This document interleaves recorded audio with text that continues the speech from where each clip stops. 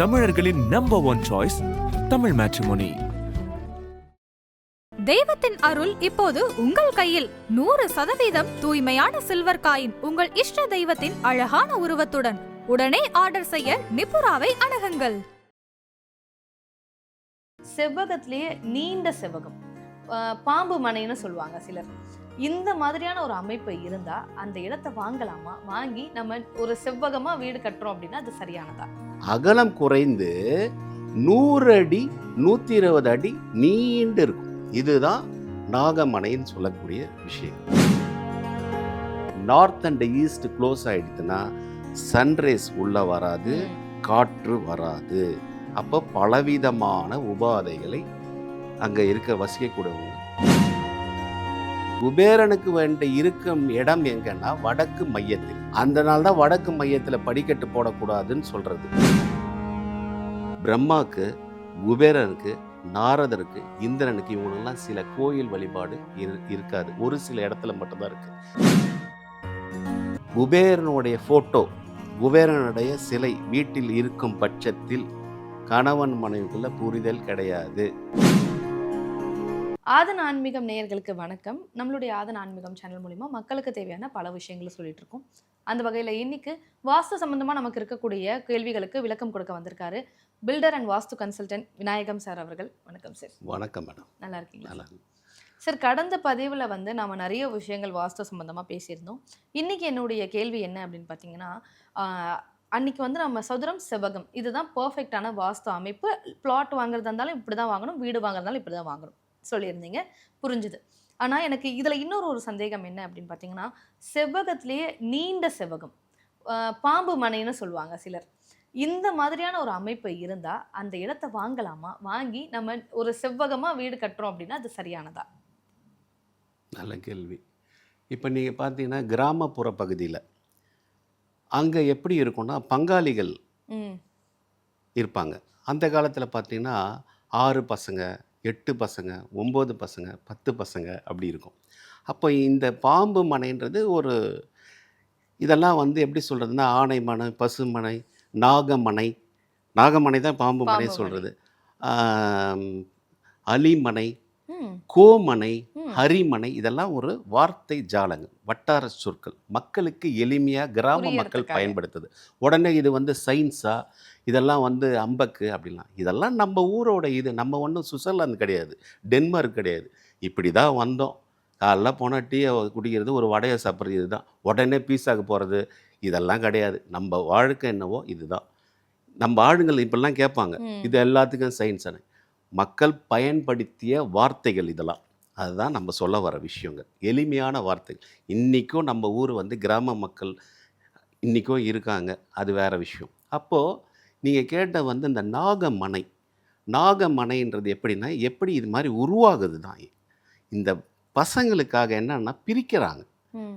இப்போது ஒரு 200 அடி அகலம் இருக்குது. 200 அடி அகலம், ஒரு 8 பிள்ளைங்க வந்துட்டாங்க. 8 பிள்ளைங்களுக்கு அந்த பெரியவர் ஒரு 100 வருஷத்துக்கு முன்னாடி எப்படி பிரித்து கொடுப்பாரு? 200 அடியை டிவைடட் பை 8, டிவைடட் பை 8 போட்டால் என்ன வரும்? கிட்டத்தட்ட ஒரு 20, 25 வரும். அப்போது இது கூட பரவாயில்ல. சில இடம் இந்த நாகமனைக்கோட இது எப்படின்னா 10 அடி, 12 அடி, 14 அடி, 16 அடி அகலம். அகலம் குறைந்து 100 அடி 120 அடி நீண்டு இருக்கும். இதுதான் நாகமனைன்னு சொல்லக்கூடிய விஷயங்கள். இதில் எப்படி சார் இதை கன்ஸ்ட்ரக்ஷன் பண்ணணும், இது எப்படி சார் பண்ணணும்னா, ஆஸ் அ பில்டராக ஒரு என் பையன் ஆர்கிடெக்டு, இப்போ அவங்ககிட்ட போய் இதை பண்ண முடியாதுன்னு சொல்லிவிடுவான். நான் இந்த பழைய ஆட்கள் கூட சேர்ந்து இருக்கனால இதுலேயும் அட்ஜஸ்ட் பண்ணி, ஏன்னா இருக்கிறதே எனக்கு இதை தான் சார், இது நம்ம ஊரில் கோமணம் மாதிரி இருக்குதுன்னு சொல்லுவானுங்க. இருக்கிறதே எனக்கு 1/4 மனை தான். அதில் அரைக்கான்னு சொல்லுவாங்க. 1/4 மனை 600 ஸ்கொயர் ஃபீட்டு, அதுலேயும் 300 ஸ்கொயர் ஃபீட்டு பிரிச்சுப்பானுங்க. இப்போ கூட போன மாதம் கூட ஒரு நமக்கு தெரிஞ்ச இடத்துல போயிட்டு ஒரு பஞ்சாயத்துக்கு போயிட்டு வந்தேன். ஆளுக்கு 240 எனக்கு கொடுத்துதாகணும். அந்த பொண்ணு, 2 பொண்ணு ஒரு தம்பி, சண்டை நடக்குது. இப்போ இது எங்கள் பாட்டியோட இது, எனக்கு தேவை 240 தான் கொடு, நான் அதில் எதையாவது கட்டிக்கிறேன் அப்படின்ற விஷயமும் இப்போ நம்ம ஊரில் நடந்துட்டு தான் இருக்குது. ஒரு ஸ்கொயர் ஃபீட்டு கூட எனக்கு சொந்தமானதை நான் இது பண்ணோம். அப்போது இதில் எப்படி கரெக்டாக வரும்னு சொல்லிட்டா, ஆஸ் அ பில்டராக நான் சொல்கிறேன், வாஸ்துவா பார்த்தா அதில் பண்ண முடியாது. வாஸ்து ரூலை அதில் கொண்டு போக முடியாது. இருந்தாலும் அட்ஜஸ்ட் பண்ணி எப்படி போடணும்னா, இவன் அட்ஜஸ்டன்ட் ஹவுசஸ் ஆகிடும். 8 பங்காளிகளும் வீடு கட்டும்போது ஒருத்தருக்கு தெற்கு ஏன் அதை பண்ண முடியாதுன்னு வெளிப்படையாக சொல்கிறேன். என்ன சார் அப்போ நாங்கள் என்ன தான் சார் பண்ணோன்னா, அதுக்கு சில விஷயம் இருக்குது, சொல்கிறத சொல்லிடுறேன். ஏன்னா ஒருத்தருக்கு தெற்கு, ஒருத்தருக்கு வடக்கு, ஒருத்தருக்கு மேற்கு, ஒருத்தருக்கு கிழக்கு, இப்படி வரும். அட்ஜஸ்டன்ட் ஹவுசஸ் ஆகிடும். அன்றைக்கி காலகட்டத்தில் கீற்று கொட்டாய், ஓட்டு வீடு அந்த மாதிரி இருந்தாங்க. 10க்கு 10 வீட்டிலேயே 10 குழந்தை பெற்ற காலமும் இருக்குது. அங்கே வந்து ஐவிஎஃப் எங்கே இருந்தது, எங்கே வாஸ்து இருந்தது கேட்குறவங்களும் இருந்தது. உண்மை தான் அது. அது வந்து பிறந்த ஒரு பரந்த பூமியில் காற்று வெளிச்சம் இயற்கையாகவே இருந்தது. இயற்கையாக சாப்பிட்டுருந்தான். எந்த ஃபெர்டிலிட்டி உணவும் சாப்பிடல. கேழ்வரகு, நெல், கம்பு இந்த மாதிரி விஷயங்கள் சாப்பிட்டேன். இப்போ ஃபுட்டே மாறி போச்சு. இது ஒரு காலகட்டம். அப்போ இந்த அட்ஜஸ்டன்ட் ஹவுசஸில் வாஸ்தை வந்து 100% இல்லை. பொதுவாக வாஸ்தை 45 to 55% தான். அது நானே கட்டினாலும் அதான் பார்க்க முடியும். ஸோ இந்த நீண்ட மனையில் ஒரு செவரு வந்து அடைக்கப்பட்டுடும். ஏன்னா இவரோட தாய் செவர் மதர் வால் வந்து இவருடைய செவர் ஆகிடும். அப்போ இவர் இடைவெளி விட முடியாது. அப்போ இவங்களுக்குள்ள என்ன இதுலேயோ வாஸ்து பண்ணணும்னா, இப்போ ஒரு 12 அடி 14 அடி தான் இருக்குது, ஆளுக்கு ஒரு அடி விடலாம். இவங்களுக்குள்ள ஒரு ஒப்பந்தம் போட்டால் வாஸ்து கொஞ்சம் வேலை செய்யும். என்ன வேலை செய்யும்? வெளிச்சமும் காற்றும் உள்ளே வரும். செவர் காமன் ஷேரிங் வால், அதான் சொல்லணும். ஷேரிங் வால் வந்து எந்த அளவுக்கு அப்பார்ட்மெண்ட் இப்போ நியூவில் பண்ணும்போது, சார் நாங்கள் வந்து ஷேரிங் வாலில் 10 to 5% தான். நாங்கள் வந்து எந்த அளவுக்கு ஷேரிங் வால் வந்து இது பண்ணல. ஷேரிங் வால் அதிகமாக இருக்கும் பட்சத்தில் வாஸ்து வேலை செய்யாது. அது especially north and east close ஆகிடுச்சுன்னா சன்ரைஸ் உள்ளே வராது, காற்று வராது. அப்போ பலவிதமான உபாதைகளை அங்கே இருக்க வசிக்கக்கூடியவங்க வரும், பல பிரச்சனை சந்திப்பாங்க. அது நம்ம ஏற்கனவே நிறைய விஷயம் என்னென்ன மாதிரி வியாதி வரும் அதெல்லாம் ஒரு பல எபிசோடாக பேசிட்டோம். அப்போ இதை வந்து உச்சிதம் கிடையாது. சரி ரைட்டு, இது என்ன தான் சார் பண்ணலான்னா, நான் போனேன்னா இது இங்கே வாஸ்து பார்க்குறதா இல்லையா, நான் உட்கார வச்சு பேசிடுவேன். 8 பேர் இருக்கீங்களா, ஆளுக்கு 2 சேர்ந்த மாதிரி வாங்கிக்கோங்க. ஒருத்தர் வந்து இடம், ஒருத்தர் காசு கொடுத்துருங்க. அப்போ 16 அடின்னும்போது 16க்கு 16 அடி அகலத்தில் 100ல் வேலை செய்யாது. 16 + 16 32. வாஸ்து மனை அடி கணக்கும் கரெக்டாக வந்துடும். அப்போது அந்த 32 அடி அகலம் 100 அடி நீட்டில் சப்போஸ் வடக்கோ கிழக்கோ இருக்கும் பட்சத்தில் வடக்கை வந்து 100 அடியில் ஒரு 30 அடி 40 அடி இடைவெளி விட்டு தெற்கு பகுதியும் வீடு கட்டும்போது வாஸ்து வேலை செய்யும். இந்த மாதிரி பண்ணிக்கலாம். ஆனால் 16லேயே நான் பண்ணோம், 14லே பண்ணால் அது சரி வராது. அது உச்சிதமான மனையும் இல்லை, வீட்டில் ஒரு பெரிய ஒரு பொருளாதார நெருக்கடி வந்துடும். இந்த மாதிரி நோய் பொருளாதார நெருக்கடி டெஃபினட்டாக எங்கே வரும்னா, வடக்கு செவர் அடைக்கப்பட்டும் போது அந்த வடக்கு செவருன்றது பணம் மணி சம்பந்தப்பட்ட விஷயங்கள். குபேரனுடைய திக்கு. குபேரன் யாரு? திருப்பதி ஏழுமலையானுக்கு வட்டிக்கு பணம் கொடுத்தவர். அவர் தலையில் போய் லோடை வைப்பாங்க நம்பாளுங்க. அங்கே தான் படிக்கட்டை போயிட்டு வச்சுட்டு படிக்கட்டு மட்டும் கட்டாமல் அதுக்கு மேலே வாட்டர் டேங்க் வைப்பாங்க. வடக்கு மிடில் பண்ணவே கூடாது. நான் பல முறை சொல்லிகிட்டே இருப்பேன், கதை மாதிரியும் சொல்லுவேன். அப்போது நம்ம வந்து ஊருக்கே இல்லை, சீனிவாச வெங்கட்ரமணா கோவிந்தா அவருக்கே வந்து பணம் கொடுக்குறவர். அவர் தலையிலே நீ லோடை வச்சுன்னா நம்ம தலையில் வச்சு தலையிலேயே கொட்டுவார், வட்டி கட்ட விட்டுருவார். அப்புறம் கரெக்டா? இதுதான்.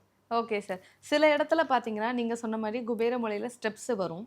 சில பேர் அந்த ஸ்டெப் ரூம் அப்படின்னு ஒன்று கட்டுவாங்க. அது வந்து பில்டிங்கை விட கொஞ்சம் ஹைட்டாக தான் இருக்கும்.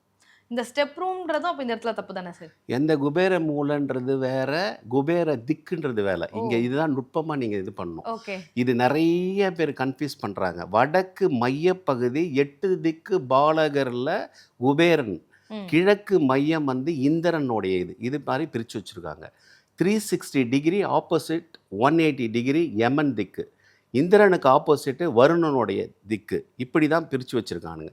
4 கார்னர் பார்த்தீங்கன்னா நார்த் ஈஸ்ட் ஈசானியம், சவுத் ஈஸ்ட் வந்து ஆக்னிய பிளாக், சவுத் வெஸ்ட்டு நைருதி பிளாக், ம். கன்னி மூளை. இந்த குபேர மூளைன்னு அதை சொல்கிறீங்கல்ல, நைருதி. ம். அது பேர் நைருதி பிளாக்கு. கன்னி மூளை இங்கிலீஷில் சவுத் வெஸ்ட். குபேரன்றவர் வடக்கு மையமாக உக்காந்து அவர் வலது கண்ணை 180 டிகிரி அப்படி திரும்பி வலது கண்ணால் பார்க்குற மூளை வந்து நைருதி பிளாக் என்ற கன்னி மூளை. அதனால அவங்க குபேர மூளைன்னு சொல்லிட்டாங்க. Okay sir. குபேரன் உட்கார்றது வடக்கு மையம். அதுக்கு அப்படியே இந்த காணர்னா வாயு வினயம். ம். மேற்கோட நடுவில் வருணன் பாகம். இதுதான் 8 திக்கு பாலகர். ஓகே. இவங்க இவங்க வந்து பார்க்கிறது தான் நைருதி. நைருதி. Okay. அதுதான் குபேர மூளைன்றது. குபேரனுக்கு வேண்ட இருக்கும் இடம் எங்கன்னா வடக்கு மையத்தில். ம். அதனால தான் வடக்கு மையத்தில் படிக்கட்டு போடக்கூடாதுன்னு சொல்கிறது. வெயிட்டை வைக்கவே கூடாது. வடக்கும் கிழக்கு மத்தியமும் வடகிழக்கில் வெயிட்டே வைக்காதீங்க. செடி கொடிகள் இருக்கு இல்லையா, பெரிய பெரிய மரங்கள் அங்கே வைக்கக்கூடாது. ம். தொட்டியில் இருக்கிற ஒரு வீட்டுக்கு போகிற ஒரு தொட்டி இல்லை செங்கல், ஒரு 21 செங்கல் இருக்குது. என்னதுன்னு கேட்டேன். இல்லை இந்த வீடு வாங்கின போது யாகம் பண்ணோம், பூஜை பண்ணோம், தெரியாம வச்சு தெரியாமல் அங்கே வச்சது. யூ பிலீவ் ஆர் நாட், அந்த கல் வந்து எனக்கு வந்து சில விஷயம் எனக்குள்ளே அப்படியே ஏற்படும். அங்கே இது வந்து எந்த புத்தகத்துலேயும் இருக்காது, எந்த வீடியோலையும் இருக்காது.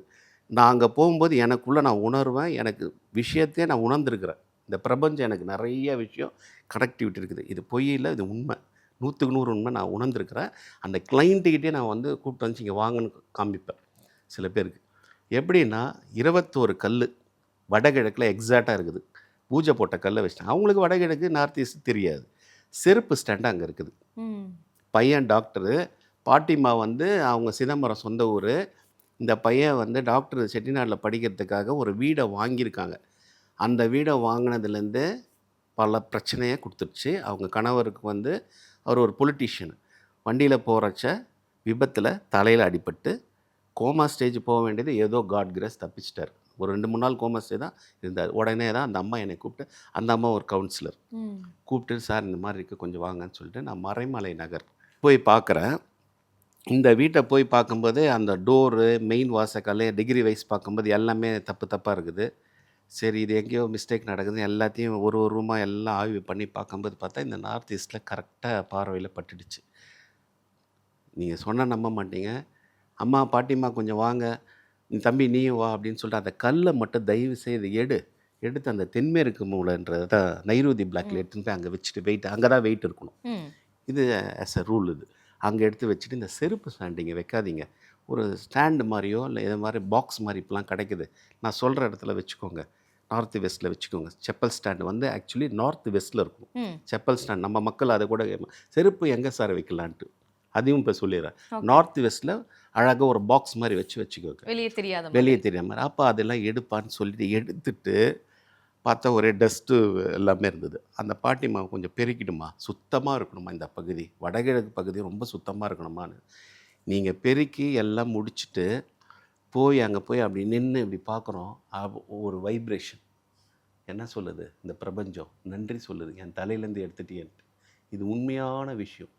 இந்த பிரபஞ்சத்துக்கு எல்லா வித இதுவும் இருக்குது. இந்த 8 திக்கு பாலகர் யார் படைச்சான்றீங்க? இந்த இறை தத்துவத்தில் 8 திக்கு பாலகரம் படைச்சி வச்சுருக்காங்க. குபேரன்றவர் யார்? இந்த இந்த இறை தத்துவத்தில் இந்த பூமியில் இருக்க சொத்து பத்துக்கு அதிபதி தான் அவர். அவருக்கு 2 பேர் உதவியாளர் இருப்பாங்க. குபேர பொம்மையை வச்சுட்டு 2 பேர் இருப்பாங்க. இப்போ என்னது, பதுமை நிதி, சங்கம நிதி 2 பேர் இருக்கார். ஒருத்தர் லெஃப்டில் சங்கு வச்சுட்டு இருப்பார். அவங்க 2 பேருக்கும் வந்து அந்த அளவீடு பார்த்தீங்கன்னா அவங்களுடைய சொத்து பத்து அளவீடு 14 போட்டு 14 சைபர் போட்டால் வேல்யூ இருக்கா? இன்னொருத்தருக்கு வந்து 36 போட்டு 36 சைபர் போட்டால் வேல்யூ இருக்கா? அந்த அளவுக்கு சொத்து பத்துக்கு அதிபதி தான் குபேரனோட இது ஒரு புராண கதையாக அது எப்படி வேணால் நம்ம எடுத்துக்கலாம். இது ஒரு பக்கம். நான் எடுத்த ஆய்வில் குபேரனுடைய ஃபோட்டோ, குபேரனுடைய சிலை வீட்டில் இருக்கும் பட்சத்தில் கணவன் மனைவிக்குள்ள புரிதல் கிடையாது. பல வீட்டில் நான் எடுத்திருக்கேன். தயவு செய்து கோயிலுக்கு கூட போங்க, புகைப்படத்தை ஃபோட்டோவை வைக்காதீங்க. நான் பல முறை இதை சொல்லிட்டேன். சில வழிபாடு முறைகள், சில கடவுள்களை வீட்டில் வைக்கக்கூடாது. இந்த மாதிரி நிறைய விஷயங்கள் இருக்குது. Okay sir. சார் இப்போ நீங்கள் சொன்னீங்க குபேரர் இருக்கும் இடம் வேற, அவர் பார்க்கறது தான் நைருதி மூலை, அங்கே வெயிட் இருக்கணும் அப்படின்னு சொல்லிட்டு. சில பேர் வந்து வாட்டர் டேங்க் அந்த இடத்துல வைப்பாங்க. இது வந்து சரியானதா சார்? எந்த எந்த இடத்துல? அதாவது நைருதி மூலையில். நைருதி மூலையில் வந்து உயரம் கீழே வைக்கக்கூடாது. எப்பவும் மேல் தொட்டி, அதாவது மேல் தொட்டி. சம்புன்றது கீழ்நிலை தொட்டி. கீழ்நிலை தொட்டி வடகிழக்கு நார்த் ஈஸ்டில் வைக்கணும், மேல்நிலை தொட்டி தென்மேற்கில் வைக்கணும், அப்படியே நேர்குத்து. ஆப்போசிட். நீங்கள் கேட்ட கேள்விக்கு நைருதி பிளாக்ன்ற சவுத் வெஸ்டில் மேல்நிலை தொட்டி வைக்கணும். ஏன் காரணம்னா நைருதி பிளாக்ன்றது சவுத் வெஸ்டில் ஹைட்டு வெயிட்டு வரணும். ஓகே. அதுக்காக தான் இருக்கட்டும். சரி, ஏன் சார் அந்த இடத்துல ஹைட்டு வெயிட்டு வரணும்? ஃபஸ்ட்டு எதுக்கு அங்கே வரணும்? இந்த கொஸ்டின் இருக்குல்ல. இந்த இயற்கையோடைய அமைப்பு, இந்த லெவல் எக்ஸ்வேஷன் லெவலில் வடக்கு மேலே இருக்கும், இந்த போல் நார்த் போல் சவுத் போல் இது டவுனில் இருக்கும். இதுவும் நான் புராண கதையாகவே சொல்லிட்டேன். அங்கே சிவன் பார்வதிக்கு கல்யாணம் நடந்ததா, அகத்தியர் வந்தார் தெற்கு நோக்கி, இதெல்லாம் கதையாகவே நம்ம மக்கள் சொன்னாங்க. அப்போது இறங்கிடுதா அகத்தியர் இந்த தென்புலத்துக்கு வந்தபோது அதை இறங்குற எல்லாம் கல்யாணத்துக்கு வந்தவங்க எல்லாம் மொத்தமாக அங்கே வந்துட்டாங்க கைலாயத்துக்கு. அப்போது வடக்கு இதாகும் போது தெற்கு தாழ்ந்து போயிடுச்சு. அப்போ அகத்தியரை அனுப்புகிறார். யார்? ஈசன் அனுப்புகிறார். சிவபெருமான் போய் சமநிலைப்படுத்த தான் இங்கே வர்றார். அதுதான் தென்புலம். அப்போ இயற்கையாகவே இதை கதையாக நமக்கு மக்களுக்கு வந்து அந்த காலத்தில் கூத்துலேயும் மகாபாரத கதையும் இப்படி சொல்லி தான் புரிய வைக்க முடியும். இந்த மாதிரி டிவிலாம் அப்போ கிடையாது. அப்போ அழகாக கதை வடிவத்திலேயே சொன்னாங்க. படிப்பறிவு கிடையாது. படித்தவங்க எல்லாரும் மகாபாரத புக்கு வந்து படித்தவங்களும் கிடையாது. அச்சு ஊடகம் வந்து 110 120 வருஷம் தான் ஆச்சு. அப்போ இந்த கதை வடிவமாக தான் சொல்லப்படும் போது இந்த விஷயங்கள். அப்போ இந்த சமநிலை, அப்போ தெற்கு சவுத் போல் வந்து டவுனில் இருக்குது. இதுதான் விஷயம். அப்போது ஒரு டிகிரி வைஸ் பார்த்தீங்கன்னா வடக்கு மேலேயும் இதுதான் கான்செப்ட். அதனால தான் வந்து தெற்கில் எப்பவும் பள்ளம் இருக்கக்கூடாது. இதுதான் கான்செப்ட். ஏரி குளம் ஒட்டி இருக்காத, நீ கிணறு அமைக்காத, செப்டி டேங்க் போடாத, உயரமாக பண்ணு, வெயிட்டை ஏற்று. இதுதான் விஷயம். இது ஒரு சயின்ஸு எக்ஸ்வேஷனே இப்படி தான்.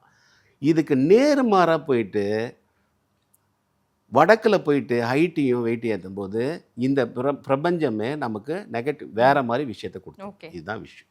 கண்டிப்பாக சார். வாஸ்துவில் வந்து என்ன மாதிரியான நுட்பங்கள் இருக்குது அப்படின்னு சொல்லிட்டீங்க. ஏன் ஒரு மூளை வந்து ஹைட்டாக இருக்கணும், அதுக்கு பின்னாடி இருக்கக்கூடிய ஆன்மீக விஷயத்தையும் சொல்லிட்டீங்க, அறிவியல் விஷயத்தையும் சொல்லிட்டீங்க. எங்களுடைய நேயர்கள் எல்லாருக்கும் ரொம்ப பயனுள்ளதாக இருந்திருக்கும்னு நினைக்கிறேன். தொடர்ந்து எங்கள் ஆதன் ஆன்மீகத்தில் இன்னும் நீங்கள் நிறைய விஷயங்கள் சொல்லணும்னு கேட்டுக்கிறேன் சார். ரொம்ப நன்றி. நன்றி மேடம்.